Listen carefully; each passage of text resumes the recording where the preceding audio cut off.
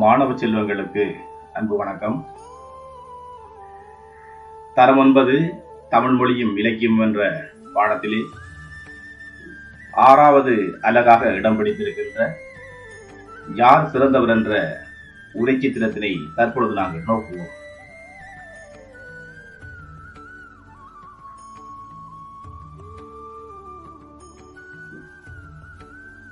யார் சிறந்தவர் என்ற உரைச்சித்திரமானது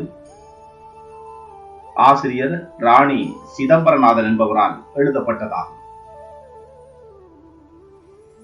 இவரது வான்துளிகள் என்ற நூலிலேயே இந்த உரைச்சித்திரம் இடம்பெற்றுள்ளது. ரோஜா, கனகாம்பரம், மல்லிகை போன்ற மலர்களுக்கிடையே யார் சிறந்தவர் என்ற உரையாடலாக இது நகர்த்தி செல்லப்படுகிறது.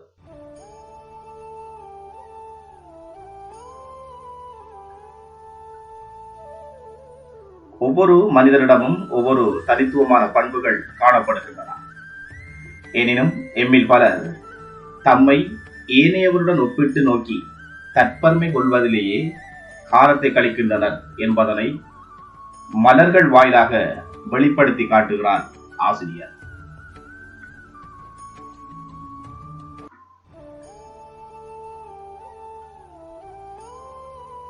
இந்த உரையாடலினூடாக எல்லோரையும் மதித்து பழகுதல், ஒவ்வொருவருக்கும் தனி பண்புகள் காணப்படுகின்றன. யாரும் ஒருவரை விட ஒருவர் குறைந்தவரல்ல. உயர்வு தாழ்வு காண்பதில் எவ்வித அர்த்தமுமில்லை. தற்பெருமை பேசுதல் கூடாது. ஆணவம் எம்மை அழித்துவிடும் போன்ற பல்வேறு கருத்துக்களை வெளிப்படுத்தி நிற்கின்றன இந்த உரையாடல்.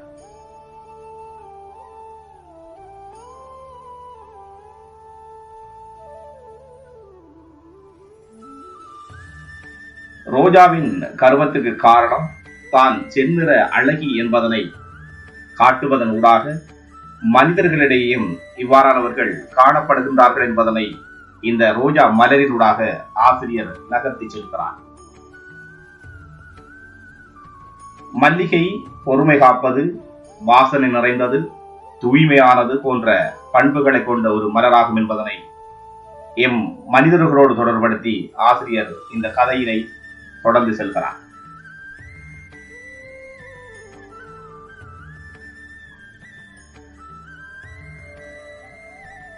இந்த கனகாம்பரமானது வாசனை குறைந்த மலராக காணப்பட்டாலும் உண்மை கூறுவது, அடுத்தவரை மதிப்பது, உறவை பேணக்கூடிய ஒரு மலராகும் என்பதன் மூலம் மனிதர்களிடையேயும் இவ்வாறான நட்பண்புள்ளவர்கள் காணப்படுகின்றார்கள் என்பதனை இந்த கனகாம்பரத்தினூடாக ஆசிரியர் எடுத்து காட்டுகிறார். இந்த உரையாடலுக்கு பொறுத்தார் பூமியாழ்வார், பொங்கினார் காடாழ்வார், அகத்தின் அழகு முகத்தில் தெரியும் போன்ற பழமொழிகள் பொருத்தமானவையாக காணப்படுகின்றன.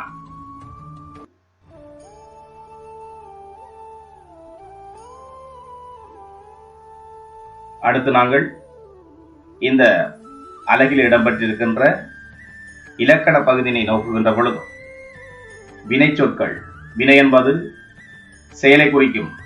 அந்த வகையில் வினையினுடைய வகைகளில் ஒன்றாக விளங்குகின்ற தன்வினை, பிறவினைகளை தற்பொழுது நாங்கள் நோக்குவோம்.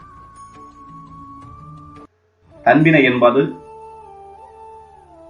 வினை நிகழ்வொன்றின் போது அந்த வினையினுடைய பயன் வினையை நிகழ்த்துகின்ற கருத்தாவை அல்லது எழுவாயை சேருமாயின் அது தன்வினை என அழைக்கப்படுகிறது.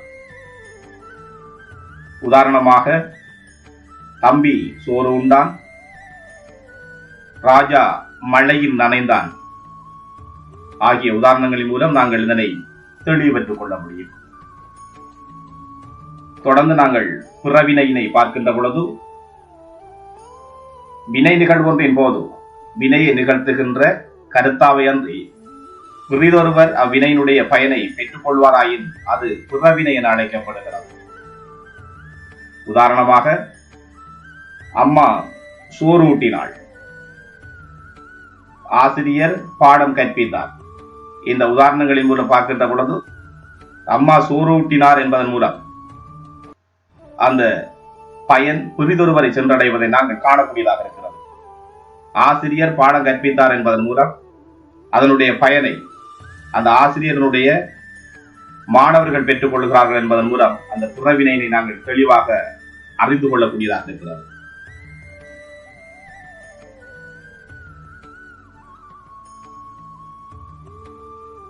இந்த அழகில் இடம் பிடித்திருக்கின்ற செய்வினை செயற்பாட்டு வினையினை நாங்கள் பார்ப்போமாயின், முதலில் செய்வினை என்பது என்னவென்று நாங்கள் பார்க்கின்ற பொழுதோ, ஒரு வாக்கியத்தில் எழுவாயை கர்த்தாவாக கொள்ளுகின்ற வினை செய்வினை என அழைக்கப்படுகிறது. உதாரணமாக, உமர் புலவர் சீரா புராணத்தை பாடினார். பசு புல் மேய்ந்தது. தொடர்ந்து நாங்கள் செயற்பாட்டு வினையினை நோக்குகின்ற பொழுது, ஒரு வாக்கியத்தில் செயற்படு பொருளை எழுவாயாக கொள்ளுகின்ற வினைகள் செயற்பாட்டு வினை என அழைக்கப்படுகிறது. உதாரணமாக, சீரா புராணம் உமர் புலவரால் பாடப்பட்டது. புல் பசுவால் மேயப்பட்டது. இங்கே மாணவர்கள் அவதானிக்க வேண்டியது பாருங்கள், அங்கே செயற்படு பொருளாக வந்த சீரா புராணம் இங்கே எழுவாயாக மாற்றப்பட்டிருப்பதை நீங்கள் உணர்வீர்கள். அதே போன்று பசு புல் மேய்ந்தது என்ற உதாரணத்தில் செயற்படு பொருளாக காணப்பட்ட புல் இங்கே எழுவாயாக மாற்றப்பட்டதிலிருந்து நீங்கள் இந்த செயற்பாட்டு வினையினை தெளிவாக அறிந்து கொள்ளக்கூடியதாக இருக்கும்.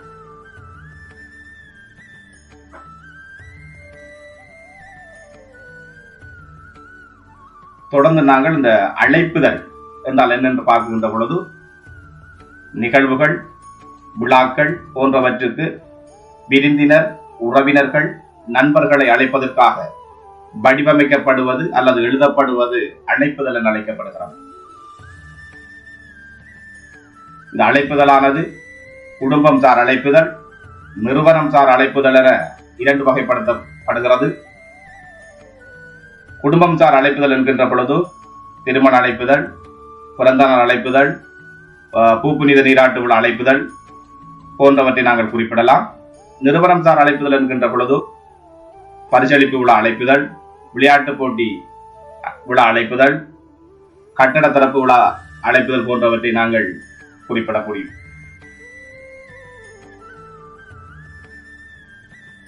இந்த அழைப்புதலானது தலைப்பு, விழிப்பு, இடம், திகதி, நேரம், விழாவில் பங்கு பெறுபவர்கள், விவரம், நிகழ்வுகள் அதாவது நடைபெறுகின்ற விடயம், ஏற்பாட்டாளர் விவரம் போன்ற உறுப்புகளை கொண்டதாக காணப்படும்.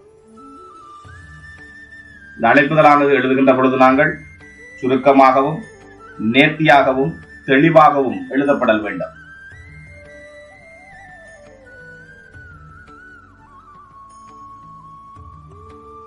தொடர்ந்து நாங்கள் இந்த பாடத்தில் வருகின்ற வினாக்களை நோக்குவோம். மாணவர்கள் இந்த வினாக்களுக்கான விடைகளை எழுதி தேர்ச்சி பெறுவீர்கள் என எதிர்பார்க்கின்றோம்.